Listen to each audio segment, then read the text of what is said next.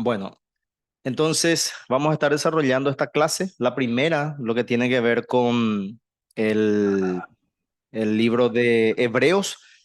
Y hermanos, vamos a hacer un estudio. Como ustedes se darán cuenta, esto tiene en total 2 lecciones que ustedes tienen que ver, que tienen que repasar, hacer esa lectura. Y luego nosotros tenemos 2 clases para poder repasar los puntos fundamentales de lo que es, lo que trata las lecciones. Y luego en una tercera clase lo que vamos a hacer es tener un examen. Vamos a tener un examen. Por lo tanto, les animo a que ustedes puedan prepararse para eso. Al finalizar la clase, yo les voy a proveer una guía para que ustedes puedan saber un poco en base a qué van a ser evaluados dentro de ese examen. Así que yo les voy a facilitar una hoja que es un resumen de los puntos más importantes de esta primera lección y de la segunda, así también voy a hacer. Entonces, hermanos, así vamos a estar haciendo. También quiero aclarar un poco que sería muy, muy importante, hermanos, que ustedes puedan hacer esa lectura de sus materiales y también comparando los versículos bíblicos. Como se darán cuenta, no es un estudio para leer todo el libro, sino que es principalmente respecto a la estructura y también respecto al contexto. ¿Para qué? Para que al leer podamos entender mucho mejor lo que el autor quería decir a esa audiencia original. Eso es muy importante, hermanos, porque si no conocemos el contexto, podemos quitar esos pasajes fuera de su contexto y entonces podemos aplicar mal, ¿verdad? Interpretar mal y aplicar mal a nuestras vidas. Por lo tanto, siempre es muy importante conocer el contexto, el autor, también dentro de ese contexto histórico, la audiencia, las situaciones en las cuales estaban esa audiencia, para que nos dé un marco interpretativo eh, más correcto, más cercano, más objetivo de lo que el autor estaba queriendo decir a su audiencia. Quiero iniciar en este momento compartiendo un poco mi pantalla, un material que es de Proyecto Biblia en español y que es un resumen un poco de lo que es el libro de Hebreos, así que me pareció muy útil. Yo les voy a compartir esta pantalla y me van a decir si es que se puede ver.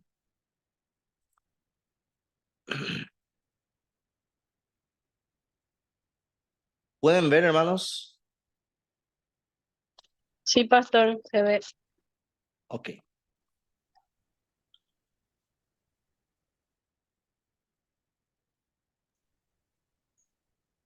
La carta a los Hebreos.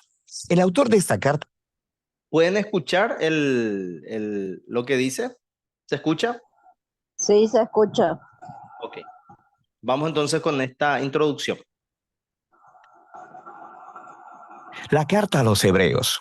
El autor de esta carta es anónimo y la gente se ha preguntado por mucho tiempo si Pablo la escribió o si quizá fue alguno de sus colaboradores como Bernabé o Apolos. Pero la realidad es que no lo sabemos. En el capítulo 2 descubrimos que el autor tuvo una relación de primera mano con los discípulos que caminaron con Jesús. Así que sabemos que esta carta está anclada en la enseñanza de los apóstoles. Tampoco sabemos cuál era la audiencia de esta carta, ni siquiera dónde vivían. El autor los conoce muy bien y asume que tiene profundo conocimiento de las escrituras del Antiguo Testamento, especialmente de la narrativa de los primeros 5 libros de la Biblia, la Torá, acerca de cómo la familia de Abraham se convirtió en la nación de Israel, de cómo Moisés lo siguió en su salida de la esclavitud en Egipto hasta el monte Sinaí, donde recibieron la Torá e hicieron un pacto con Dios, donde construyeron el tabernáculo que los sacerdotes utilizaban para ofrecer sacrificios, y también acerca de cómo vagaron por el desierto en su camino hacia la tierra prometida. El autor simplemente espera que los lectores conozcan todos los detalles de estas historias. Así que lo más probable es que la audiencia esté compuesta de judíos cristianos, y de ahí viene el nombre de la carta. El capítulo 10 nos da pistas que indican que esta comunidad de iglesia estaba enfrentando persecución y hasta prisiones por su asociación con Jesús. Algunos en la comunidad estaban alejándose de Jesús y abandonando la fe por completo, y eso explica el propósito y la estructura de esta carta. Primero tenemos una breve introducción, seguida de 4 secciones donde el autor compara y contrasta a Jesús con personas y eventos claves de la historia de Israel. Primero, se compara a Jesús con los ángeles en la Torá. En segundo lugar, con Moisés y con la tierra prometida. En tercer lugar, con los sacerdotes y con Melquisedec. Y finalmente, con los sacrificios en el pacto. El autor tiene dos objetivos principales en todos estos contrastes. El primero es elevar a Jesús como superior a cualquier otra persona o cosa, mostrando que Jesús es digno de toda su confianza y devoción. Pero su segundo objetivo es este: retar a los lectores a permanecer fieles a Jesús a pesar de la persecución. Así que cada sección incluye una fuerte advertencia de no abandonar a Jesús. Ahora, profundicemos y veamos cómo se desarrolla todo esto.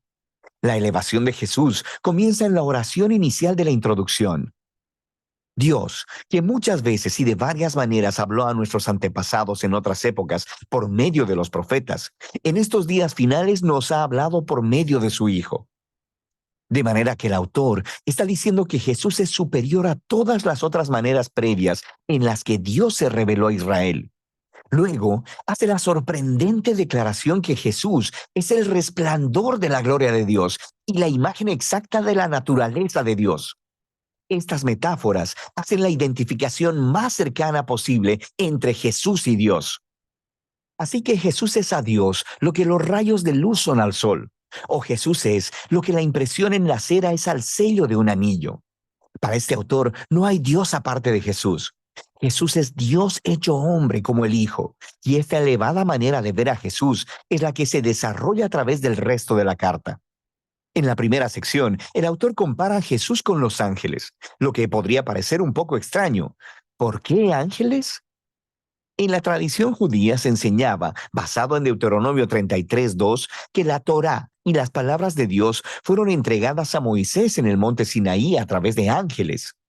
Así que al decir que Jesús es superior a los ángeles, el autor está declarando que Jesús y su mensaje de buenas nuevas son superiores a todos los mensajeros anteriores de la palabra de Dios. De manera que la primera advertencia fluye de este mismo punto. Si Israel fue llamado a prestar atención a la Torá, la cual fue entregada por ángeles, ¿cuánto más deberíamos prestar atención al mensaje que fue anunciado por el Hijo de Dios? Y no solo eso, debido a la condición de superioridad de Jesús con respecto a los ángeles, cuán asombroso es que Él entregara ese estado tan alto para convertirse en hombre, morir y sufrir. En Jesús vemos la gloria de Dios en mayor grado y su gran humildad al Jesús unirse compasivamente al trágico destino de la humanidad. En los capítulos 3 y 4, el autor continúa diciendo que Jesús es superior a Moisés, quien guió a Israel a través del desierto y quien construyó el tabernáculo. Jesús también es el líder del pueblo de Dios, pero en él no vemos el constructor de una simple tienda de campaña, sino de toda la creación. Luego, el autor vuelve a contar la historia de cómo los israelitas se rebelaron contra Moisés en el desierto y perdieron su oportunidad de entrar al reposo que Dios les ofreció en la tierra prometida. Así que aquí viene la segunda advertencia. Si Jesús es mayor que Moisés, ¿cuán mayores serán las consecuencias si nos rebelamos contra él?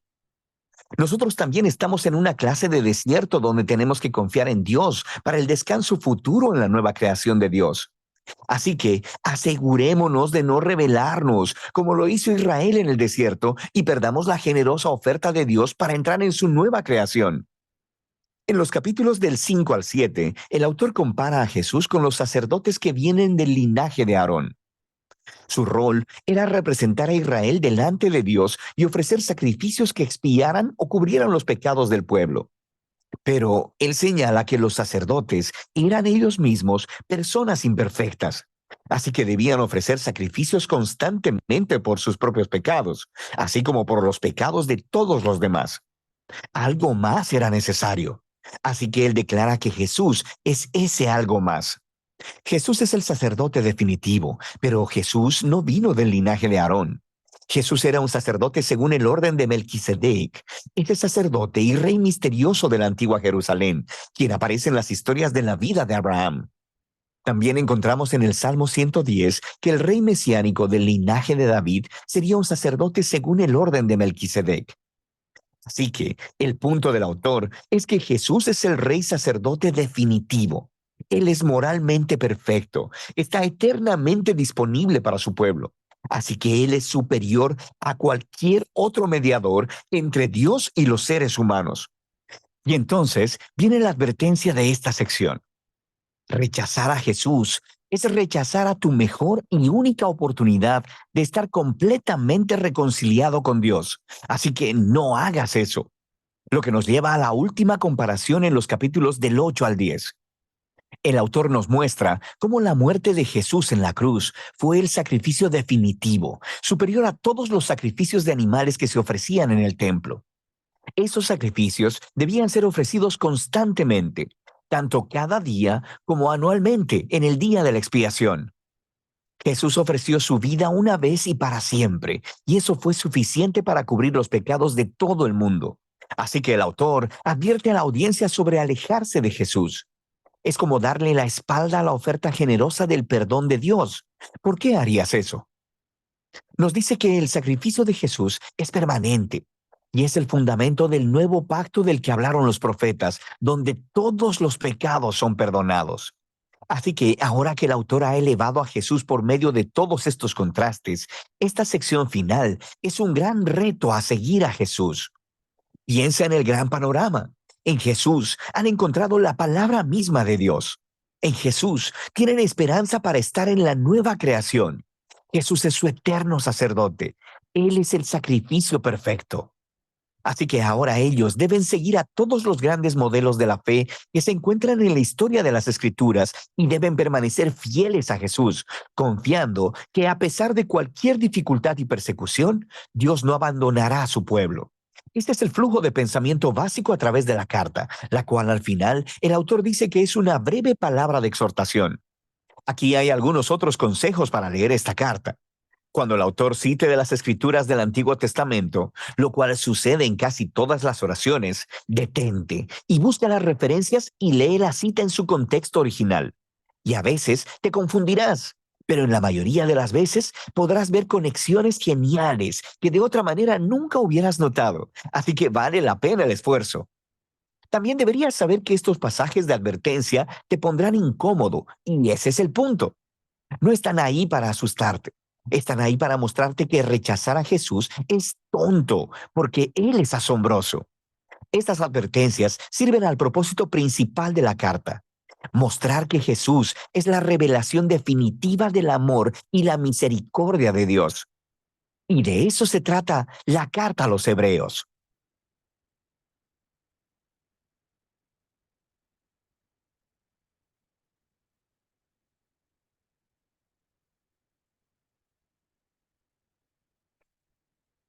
Hermanos, hasta allí hemos visto este material. La carta de Santiago, o por lo menos ese es su nombre en español.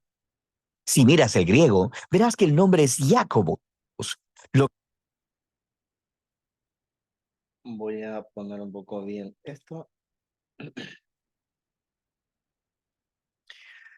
Ahí vimos este video que está disponible. También después les puedo enviar el link. Y muestro, hermanos, porque da un panorama muy interesante, bien resumido y conecta muy bien todos los puntos que tienen que ver con esta carta, que nos sirve como un marco para poder entender la importancia del mensaje, pero también la actualidad de ese mensaje. ¿Por qué? Porque aún hoy en día nosotros pasamos por esta circunstancia de tener que permanecer firmes en nuestra fe. En este momento yo voy a eh, llamar lista, hermanos, brevemente. El hermano, la hermana Blanca, Pastor Daniel, Ruth Bogado, Hilda Rosapino, Maniel, Raúl Rondán. El hermano Raúl, ¿está el hermano Raúl por ahí?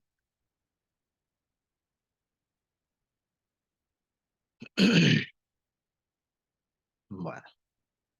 Hermanos, ahora lo que voy a hacer es compartir un poco mi pantalla para ver los puntos principales de lo que es esta lección. Y para ver un poco también los puntos que vamos a estar tratando. Hoy estamos en la lección 1, que tiene que ver con el trasfondo y el propósito del libro de Hebreos.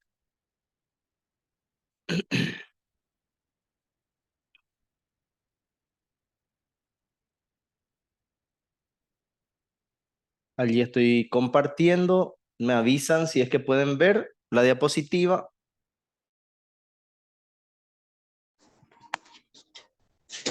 Sí se ve, pastor. Raúl está en el otro estudio, pastor Cristian. Y ahora Ok. se fue a traer a su hijo Ah, a traerle el cole. ok, está, sin problema, hermana. Muchas gracias. Ya. Vamos a iniciar un poco y vamos a ir por los puntos principales de lo que ustedes pudieron leer. Espero que hayan podido leer ya la primera lección. Y si no lo hicieron, les pediría que por favor puedan hacer esa lectura y la lectura del capítulo 2, la lección 2 para la próxima semana, porque siempre es mejor que tengamos una lectura previa de el contenido para aprovechar mucho mejor lo que vamos a compartir. Si alguien no tiene el material, yo le puedo enviar por el digital. Y si alguien quiere el impreso, entonces también puede hacerme llegar nomás su mensaje y vemos y le gestionamos, ¿verdad? Para tener el material. Bueno, hermanos, empezamos con el libro de Hebreos. Y si hay algo que podemos decir sobre este libro, es el libro de lo superior. La palabra superior se menciona 15 veces en el libro de Hebreos y es respecto a Jesús y respecto a diferentes puntos. Y eso fuimos viendo en este video de introducción, donde se le mencionaba que era superior a los ángeles, superior a los sacerdotes del Antiguo Testamento, eh, superior en todos los sentidos que se muestran en el Nuevo Testamento respecto a ese Antiguo Testamento. ¿Por qué? Porque la intención de la carta era animar a las personas a permanecer firmes en su fe, permanecer firmes. Entonces, podemos decir que este libro habla de la superioridad de Cristo y es una exhortación para permanecer firmes en el camino del Señor. Este, hermanos, es el tema fundamental del libro de Hebreos. Y también algo que podemos decir sobre su autoría. Aquí está. En cuanto a la autoría, la mayoría de los intérpretes creen que Pablo no fue el autor del libro de Hebreos. ¿Y esto por qué? Principalmente porque había una diferencia en la forma de escritura y también en el vocabulario que se observa en este capítulo, perdón, en este libro. Es diferente la forma en que el vocabulario que se utiliza en Hebreos, comparando con las demás cartas del apóstol Pablo. Y también el autor de Hebreos no se identifica a sí mismo, que es algo también diferente a lo que Pablo hacía en sus cartas. Recordamos un poco el perfil del autor, porque también el material nos da un perfil. Recordemos, hermanos, que era una persona helenista, era intelectual, tenía un gran dominio del griego, tenía también un gran conocimiento del Antiguo Testamento y también tenía un amor por esta comunidad, por estos destinatarios que se cree que son judíos, ¿verdad? Y es interesante porque al decir que no se conoce la autoría del libro y que algunos atribuyen a Pablo, si nosotros le quitamos a Pablo, pero luego escuchamos el perfil que se nos da del autor, entonces probablemente muy rápido vamos a relacionar ese perfil con Pablo nuevamente. Pero bueno, hermanos, entonces al final hay una discusión respecto a esto y creo que cada uno va a tomar su postura, pero para muchos es solo Dios sabe quién realmente escribió, pero lo que sí podemos estar seguros es que una carta profundamente cristológica, es una carta que trata de Jesucristo, de mostrarle como el Hijo de Dios, como el Mesías, como aquel que pagó por el precio de la redención del antiguo y del nuevo pacto, como un sacerdote eterno, como un rey. Entonces, hermanos, es una carta profundamente cristológica que vale la pena su estudio a profundidad, aunque el tiempo no nos va a dar para estudiar a profundidad. Creo que uno de los consejos útiles es que cuando leamos la carta y encontremos pasajes paralelos del Antiguo Testamento, que hay muchos pasajes, podamos nosotros ir a esos pasajes del Antiguo Testamento y poder leer completamente esos textos para entender mejor y para poder aprovechar al máximo lo que el autor de Hebreos está queriendo transmitir a su audiencia. Cuando hablamos también de las características de esta audiencia, podemos ver algunas pruebas y algunas citas que nos ayudan a ver que eran judíos cristianos. Y allí me gustaría, hermanos, que podamos ir a nuestro libro de Hebreos y podamos allí ver algunos de los textos que se mencionan. Por ejemplo, lo que está en Hebreos 2:3.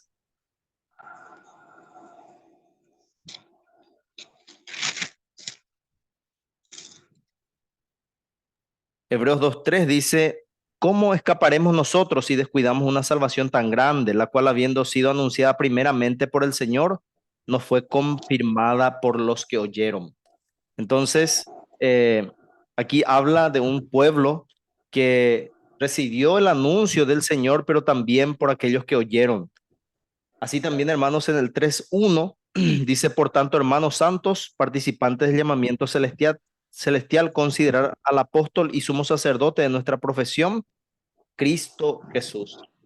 Entonces, se refiere a ellos y en la manera en que se refiere a las personas que están allí, es como a miembros de esta comunidad y especialmente judía. Y esta comunidad tenía una característica, ¿verdad? ¿Y cuál era esa característica principal? Que ellos estaban pasando por un tiempo de persecución. Y esto eh, podemos leer un poco el texto que está en Hebreos 10:32 al 34, que nos dice, pero traed a la memoria los días pasados en los cuales, después de haber sido iluminados, sostuvisteis gran combate de padecimientos. Por una parte, ciertamente con vituperios y tribulaciones fuisteis hechos de espectáculo, y por otra, llegasteis a ser compañeros de los que estaban en una situación semejante. Porque de los presos también nos compadecisteis, y el despojo de vuestros bienes sufristeis con gozo, sabiendo que tenéis en vosotros una mejor y perdurable herencia en los cielos. Hermanos, realmente esta carta tiene esa intención de animar, porque los que estaban recibiendo esta carta estaban pasando por grandes tribulaciones, tribulaciones que inclusive a algunos les hacía dudar de seguir firmes en ese llamamiento que ellos habían tenido. Y hace una exhortación bien dura, bien fuerte al pueblo, porque una cosa es decirle a hermanos que están padeciendo, ánimo, fuerza, ustedes saben que tienen una gran recompensa por lo que ustedes están pasando. Y eso está en Hebreos 10. Pero luego cuando leemos en el capítulo 12, en el versículo 4, hermanos, es difícil ya decirle a esa misma gente, pero ustedes todavía no están luchando todo lo que debieran de luchar por Cristo, o no están pagando todo lo que debieran de pagar por Él. Porque dice en el versículo 12:4, porque aún no habéis resistido hasta la sangre combatiendo contra el pecado. Y aquí, hermanos, inclusive en el versículo 7 dice, si soportáis la disciplina, Dios os trata como a hijos, porque ¿qué hijo es aquel a quien el Padre no disciplina? Y aquí, hermanos, hay una exhortación para resistir en la persecución, pero también, hermanos, una exhortación para resistir cuando llega el sufrimiento a causa de la disciplina de parte del Señor. cuando hablamos de la dispensación del Nuevo Testamento, cuando hablamos de este tiempo, hermanos, recordemos que es diferente a lo que en el Antiguo Testamento se mostraba como el favor de Dios. Si leemos nosotros en el Antiguo Testamento, el favor de Dios se veía por abundancia, por prosperidad, pero en el Nuevo Testamento es diferente. Lo que Cristo promete es aflicción. Cristo dice que si a Él le rechazaron, también a su pueblo y a los suyos van a rechazar. Si a Él mismo persiguieron, también a los que son suyos van a perseguir, porque un siervo nunca es más que su maestro, pero puede llegar a ser igual que su maestro. Entonces, hermanos, para nosotros que estamos en este tiempo, en el nuevo pacto, realmente el gran privilegio que tenemos no es tener prosperidad o abundancia material, sino que el gran privilegio que podemos tener y saber que gozamos del favor de Dios es que vamos a sufrir por él también. Así como dice Pablo en Filipenses 1:29, que se nos concede ese privilegio de conocer a Cristo, pero también hay un privilegio de padecer por él. Así que, hermanos, esto estaba pasando, esta audiencia original de Pablo, y ellos tenían un conocimiento profundo de las escrituras judías. Cuando leemos nosotros Hebreos, nos damos cuenta, hermanos, de que hay muchísimos temas que son tratados y que se requiere una profunda reflexión teológica para poder apropiarnos de todas las cosas que está enseñando Hebreos. Capítulo 5, versículo 12, dice, porque debiendo ya ser maestros, después de tanto tiempo tenéis necesidad de que os vuelva a enseñar cuáles son los primeros rudimentos de las palabras de Dios, y habéis llegado a ser tales que tenéis necesidad de leche y no de alimento sólido. Aquí, hermano, hay una exhortación respecto a que ellos ya tenían que haber sido maestros y habla de cierta inmadurez, pero la inmadurez tiene que ver más bien respecto a su carácter que en cuanto al conocimiento. Porque cuando leemos la carta de Hebreos, nos damos cuenta, hermanos, de que hay muchísimos textos que tienen que ver con el Antiguo Testamento. Por lo tanto, aquí se está hablando a un pueblo que conoce, pero que a pesar de conocer, no se está comportando como tiene que comportarse. Eso, hermanos, es algo muy, muy importante a tener en cuenta. Eso mismo, Pablo luego también habla en Romanos capítulo 2. Uno de los puntos respecto al juicio de Dios es que Pablo dice que Dios nos va a juzgar por los hechos y no por el conocimiento, porque hay gente que va a conocer mucho, pero no va a hacer. Entonces, aquí también, hermanos, hay una exhortación a que ese conocimiento se pueda poner en práctica, se pueda evidenciar ya en las obras. Dice, por lo tanto, 6:1, dejando ya los rudimentos de la doctrina de Cristo, vamos adelante a la perfección, no echando otra vez el fundamento del arrepentimiento de obras muertas de la fe en Dios. Entonces, habla, hermanos, de poder ir adelante hacia una perfección, ese conocimiento, poder aplicarlo en la vida diaria.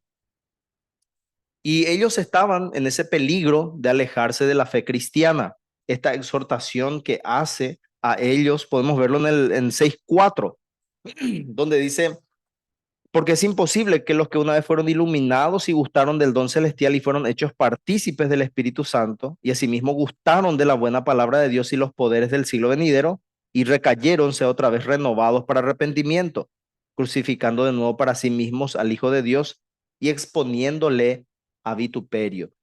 Esto, hermanos, no tiene que ver con la pérdida de salvación, pero sí tiene que ver con que había muchos de esa comunidad que se habían apartado de Cristo, lo cual demuestra que nunca fueron de Cristo.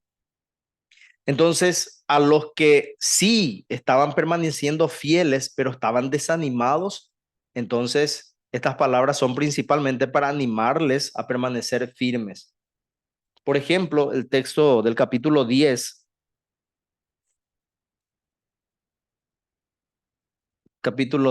versículos 26 al 31. Porque si pecaremos voluntariamente después de haber recibido el conocimiento de la verdad, ya no queda más sacrificio por los pecados, sino una horrenda expectación de juicio y de hervor de fuego que ha de devorar a los adversarios. Entonces, hermanos, estaban ellos en peligro, pero principalmente de alejarse de la fe cristiana. Y ellos tenían una necesidad. Esta audiencia tenía que crecer en su comprensión de la obra de Cristo. Y esto también busca hacer el autor del libro de Hebreos. Y vemos, hermanos, esto en el capítulo 5, versículos 11 al 14, vamos a leer. Dice, acerca de esto tenemos mucho que decir y difícil de explicar, por cuanto os habéis hecho tardos para oír. Porque debiendo ser ya maestros después de tanto tiempo, tenéis necesidad de que os vuelva a enseñar cuáles son los primeros rudimentos de las palabras de Dios, y habéis llegado a ser tales que tenéis necesidad de leche y no de alimento sólido. Entonces, hermanos, hay una necesidad de crecer en lo que Cristo ha hecho. ¿Y quién es Cristo? Eso lo vemos, hermanos, también en la introducción de la carta, cuando habla de Cristo y cuando va contra las tradiciones judías, contra las enseñanzas rabínicas, y empieza a hablar de la superioridad de Cristo. Cuando vemos entonces estas características de la audiencia de Hebreos, y podemos decir, hermanos, que podemos saber mucho de las Escrituras, conocer mucho, pero eso, hermanos, no nos quita del peligro de alejarnos de Cristo. Tenemos que estar siempre vigilantes, no confiarnos en nuestro conocimiento, sino que a ese conocimiento añadirle esa perseverancia, ese perfeccionamiento, ese vivir lo que sabemos día a día. Eso, hermanos, es muy importante para poder nosotros perseverar, permanecer en el llamamiento que el Señor nos ha hecho. Otra cuestión que vemos sobre este libro es las posibles fechas de este libro. Entonces, tenemos, por ejemplo, en base a lo que dice Hebreos 8 al 10, donde dice que que los sacrificios, que esta forma en la cual se estaba haciendo la adoración a Dios tenía que ir terminando, es decir, que aún no terminó, sino que esto tenía que ir terminando. Se refiere a los sacrificios que se hacían en el templo. Entonces, esto hace presumir que fue antes de la destrucción del templo en los años 70 después de Cristo. Y hay algunos que datan esta carta durante el reinado de Domiciano, 81 al 96, por la referencia que hay en Hebreos de esa persecución. Y también en algún momento entre estos dos periodos, es decir, entre lo que sería el 70 al 90. ¿Por qué? Porque no hay referencias claras. Así que, hermanos, ahí tenemos nosotros los datos que pueden decirnos un poco de las posibles fechas. Realmente, hermanos, yo me inclino más personalmente a lo que sería antes de la destrucción del templo, hacia ese periodo donde podría datarse lo que es el libro de Hebreos. Los métodos literarios que se utilizan aquí también, hermanos, es muy importante tener en cuenta. ¿Por qué? Porque podemos notar que el autor tiene muchos recursos literarios, utiliza todo lo que está a su alcance para poder exhortar, para poder animar. Recordemos que esta carta tiene ese propósito de exhortar al pueblo. Entonces utiliza la exégesis de las escrituras judías. El autor de Hebreos utilizó esa exégesis para demostrar cómo Jesús cumple las profecías del Antiguo Testamento y cómo su obra era superior al del sacerdocio levítico. En esta parte, hermanos, podemos decir que este es uno de los libros que tiene más reflexiones teológicas respecto a Cristo y su relación, la relación de Jesús con el Cristo y con las escrituras del Antiguo Testamento. Porque lo que va construyendo el autor es en base a reflexiones teológicas. Él va reflexionando sobre eventos que tienen que ver con Abraham, con el pueblo de Israel, con Melquisedec, y va, hermanos, mostrando cómo todo eso era una sombra de lo que se cumple luego en Cristo. Por lo tanto, hay una exégesis. ¿Y cuáles son los pasos de la exégesis? La primera parte es la observación, la segunda parte es la interpretación y la tercera parte es la aplicación de las escrituras. Por lo tanto, el autor del libro de Hebreos observa las escrituras judías y las interpreta poniendo a Jesús como el Cristo y las aplica. Y en esa aplicación, hermanos, entonces tiene que ver con la redención que hace Jesucristo a favor de su pueblo, también lo que hace a favor, también su sacerdocio, también, hermanos, como en él se revelan todas las escrituras. Y así, hermanos, va entonces reflexionando sobre todo lo que tiene que ver en el Antiguo Testamento y lo interpreta. Podríamos decir que Hebreos es la interpretación dentro del nuevo pacto de todos esos pasajes del Antiguo Testamento que son mencionados allí. Tenemos una interpretación dada por el Espíritu Santo para los del nuevo pacto, para darnos cuenta que hay esa unidad entre el antiguo y el nuevo pacto. También usa mucho la tipología. El autor de Hebreos utiliza la tipología para mostrar cómo los eventos y personajes del Antiguo Testamento prefiguraban a Cristo y su obra. Y aquí, hermanos, vemos estas tipologías. En el capítulo 3 dice, por tanto, considerad al apóstol y sumo sacerdote. Cuando dice sumo sacerdote, está hablando, hermanos, de un personaje que nosotros tenemos en el Antiguo Testamento, porque era ocupada por una persona que tenía una función y era el sumo sacerdote, y era una sombra de lo que Cristo iba a hacer. Entonces, este tipo de comparaciones hace el autor de Hebreos, ¿para qué?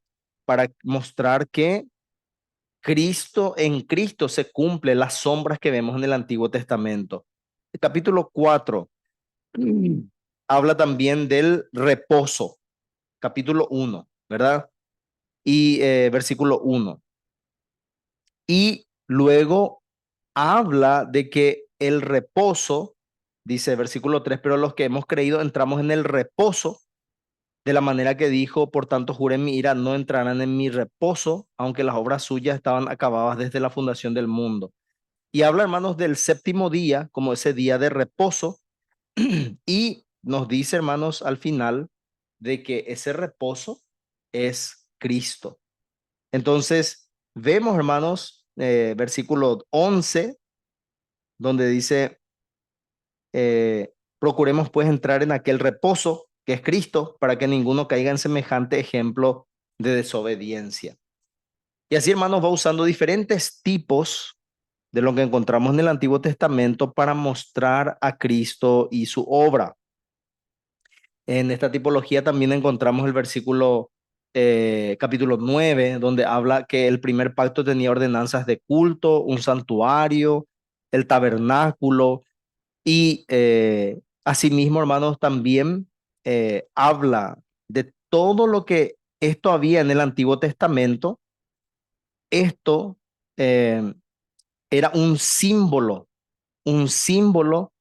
para, para el tiempo de ellos, para el tiempo presente. Versículo 9, lo cual es símbolo para el tiempo presente, según el cual se presentan ofrendas y sacrificios que no pueden hacer perfecto en cuanto a la conciencia al que practica ese culto.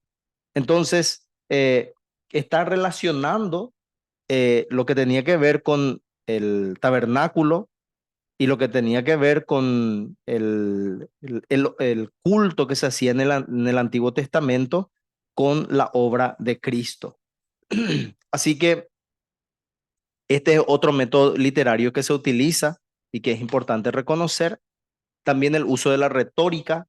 Y aquí, hermanos, cuando hablamos de la retórica, vemos que hay muchos, y ustedes pudieron observar eso ya en su material, hay muchos elementos retóricos que utiliza para persuadir a la audiencia a seguir a Cristo y perseverar en la fe.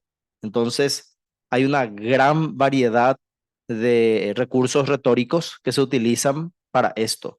Así también la analogía. Y esto para mostrar principalmente la superioridad de la obra de Cristo. Y aquí muestra esa superioridad respecto al sacerdocio levítico y también la repetición. Utiliza la repetición para enfatizar la importancia de ciertos temas y exhortaciones.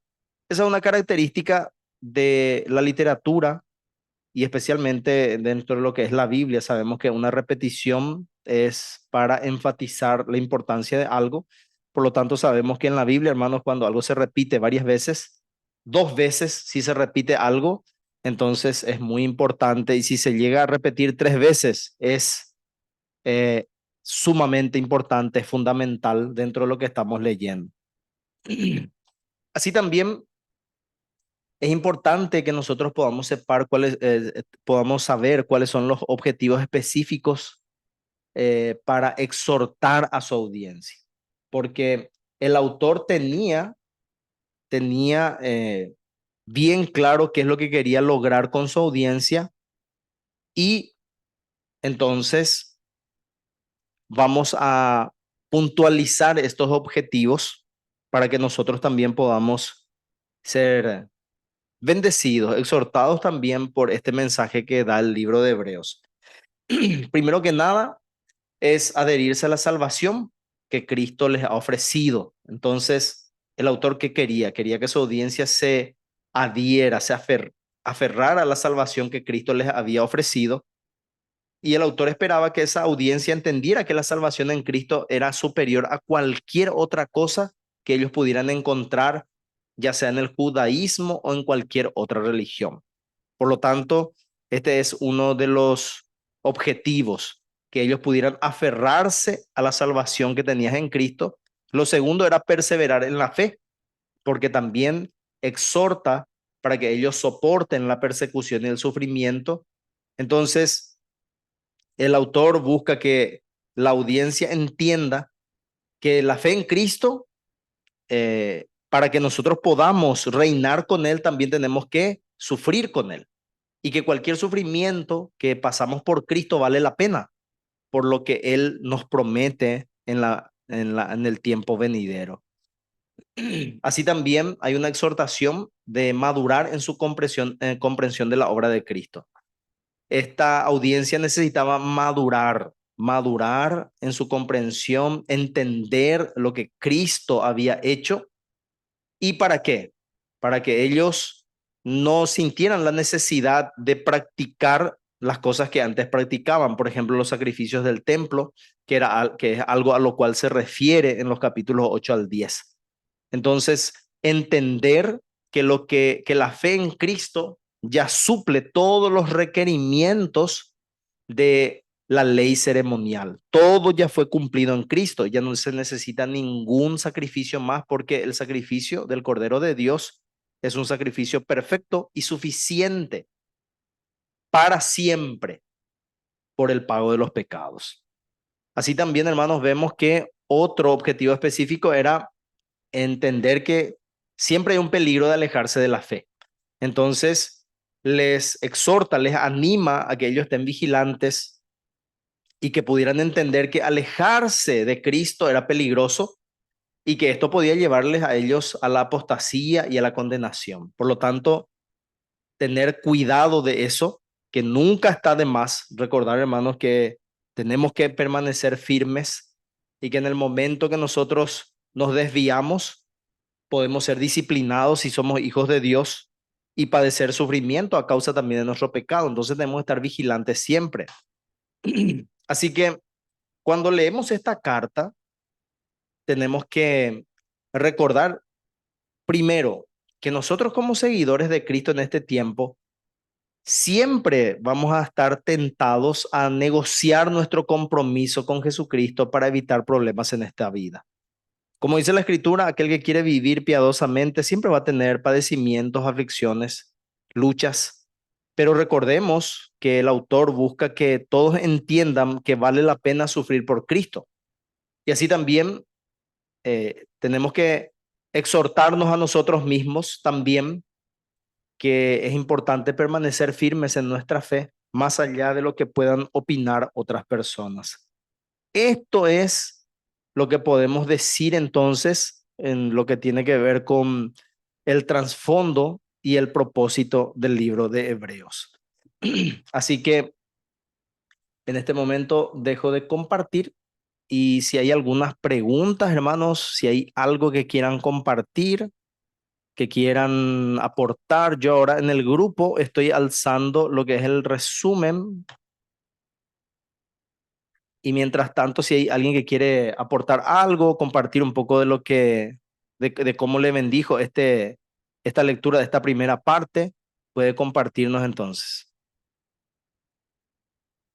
O alguna pregunta si hay también.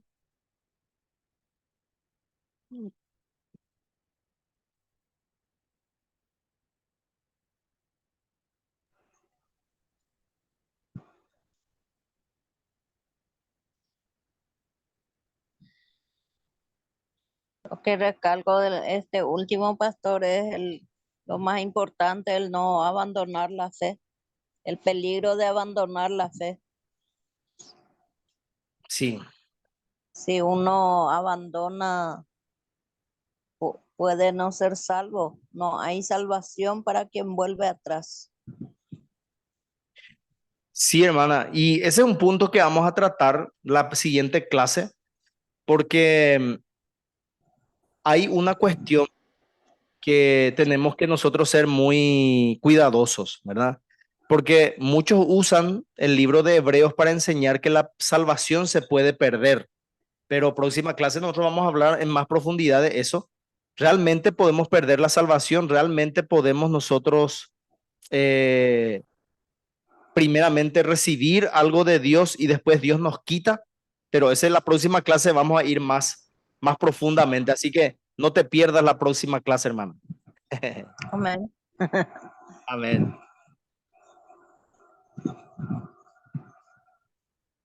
¿Hay algún aporte, hermanos? ¿Algún comentario, alguna pregunta, algo que quieran compartir?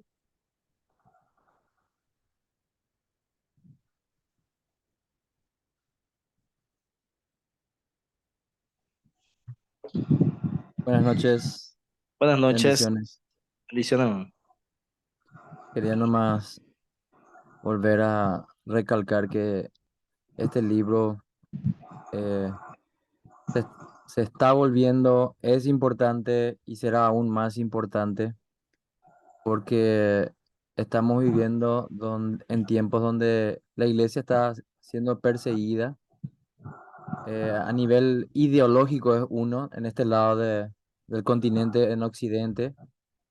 Tenemos muchas ideologías que se levantan contra la palabra de Dios, que empieza ridiculizando, trivializando lo que es el pecado, luego ya censurando lo que es bueno, lo que es moral, lo que viene de Dios, lo que viene de la palabra de Dios, y es un ataque sistemático donde se está atacando la fe bíblica, histórica del cristianismo, no solamente los valores conservadores, naturales, sino que específicamente el cristianismo que ha traído tantos beneficios a Occidente, es lo único que ha podido haber hecho florecer nuestra cultura. Y este libro es un libro de ánimo, de apoyo para los creyentes, de consuelo también en medio de la persecución. Tal vez aquí no estamos viendo tanto todavía, pero en otros países incluso personas que tenían trabajo de repostería, se le llevó a juicio porque no quiso hornear un pastel para una pareja de homosexuales. Se le llevó a juicio, le demandaron por discriminación. Y nosotros sabemos que lo que pasa allá en Estados Unidos viene todo reciclado, enlatado y de otra manera suele llegar aquí a Latinoamérica de otra forma. Hay gente que instala todo tipo de ideas, transporta de un lugar a otro, lo practica ahí y después viene otra vez aquí a experimentar en estos lugares. Así que este libro nos va a ser de mucha utilidad para nuestros devocionales también, más allá de todo el contenido riquísimo teológico que hay ahí, especialmente la teología pactual. Eh, Vemos que va a ser muy práctico porque nuestros jóvenes están yendo a universidades, nuestros jóvenes, son muy pocos los jóvenes que están yendo a universidades cristianas, van más a las universidades seculares donde se habla de una evolución darwiniana, de valores totalmente subjetivo, o sea que depende de cada uno creer lo que quiere. Y así estamos hoy en la cultura y muchos jóvenes que tal vez hoy están siendo, diríamos que criados en la fe, pueden voltearse después y empezar a perseguir a la iglesia. Así que nosotros tenemos que prepararnos, preparar a nuestros jóvenes. Y este libro por eso va a ser de mucho ánimo a no retroceder, como dice en este libro justamente. No somos de los que retroceden para perdición, sino que proseguimos adelante. Ese sería un aporte práctico que quisiera hoy recalcar un poco. Y obviamente tampoco quiero olvidar de que hay verdaderos mártires, gente en Corea del Norte, la India, gente que tiene que ocultarse en países musulmanes, gente que está siendo martirizada, quemada en las plazas públicas, despojado de todos sus bienes, humillados. Ahí está la persecución ideológica, pero también está la persecución física. Así que este libro nos viene muy bien también para nuestras meditaciones y también para orar por estos hermanos que están pasando todavía lo que la primera audiencia del libro de Hebreos pasó. Hay hermanos que siguen pasando por esto, así que les animo a todos los santos a orar también por esos hermanos y también de este lado del continente por la persecución ideológica que viene y cada vez viene más fuerte. Gracias. Amén, hermano. Y vamos a aprovechar para orar por la iglesia perseguida, que el Señor, por medio del Espíritu Santo, pueda darles esa gracia de sostenerse en medio de las luchas. Y si no hay ninguna otra mención, hermanos, entonces terminamos aquí orando y damos gracias al Señor.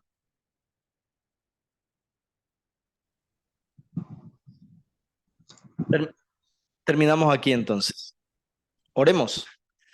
Señor, te damos gracias. Gracias por este tiempo en el cual hemos podido analizar, recordar, ver, Señor, lo que tiene que ver con el contexto, con el propósito de este libro. Y gracias, Señor, porque recordamos que cualquier cosa que sacrifiquemos en este mundo por permanecer firmes en nuestra fe, vale la pena. Y oramos por toda la iglesia perseguida, especialmente por esos hermanos que están en peligro de muerte en muchos países que hoy ellos no tienen esa libertad para congregarse, para hablar de su fe. Y que muchos están pagando aún hoy, Señor, con sus vidas por predicar a Cristo. Fortalece a tu iglesia y ayuda. Sí, Sí, también, Señor, aquí en Occidente, ayúdanos a la iglesia a permanecer firme y a seguir predicando el Evangelio para que podamos de esa manera también mostrar, Señor, la luz que solamente Cristo tiene. Oramos por esto y damos gracias, Señor, por todo. Oramos en el nombre de Jesús. Amén. amén. Amén, hermanos. Entonces, les animo a leer la segunda parte, la segunda lección, poder hacer sus lecturas también del libro y nos vemos entonces la próxima semana con la segunda clase y luego ya tenemos de mi parte de todos, hermanos, que tengan una buena noche. Amén. Bendiciones para todos. Amén, bendiciones. Bendiciones para todas, todos.